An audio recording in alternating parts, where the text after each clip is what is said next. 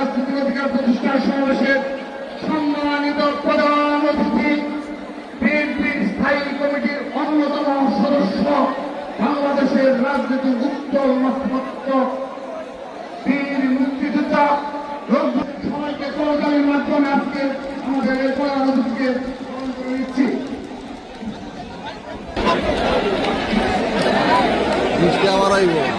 ইতিমধ্যে আজকের এই সমাবেশকে সফল করতে তারুণ্যের রাজনৈতিক অধিকার প্রতিষ্ঠানের সমাবেশের প্রধান অতিথি, বাংলাদেশ জাতীয়তাবাদী দল বিএনপির স্থায়ী কমিটির অন্যতম সদস্য জনাব নজরুল ইসলাম খান আমাদের মধ্যে উপস্থিত হয়েছে। বিচ্ছিন্নভাবে মাঠের আশেপাশে ঘোরাফেরা করছেন, আপনাদেরকে দ্রুত মাঠে চলে আসার জন্য আমরা অনুরোধ করছি।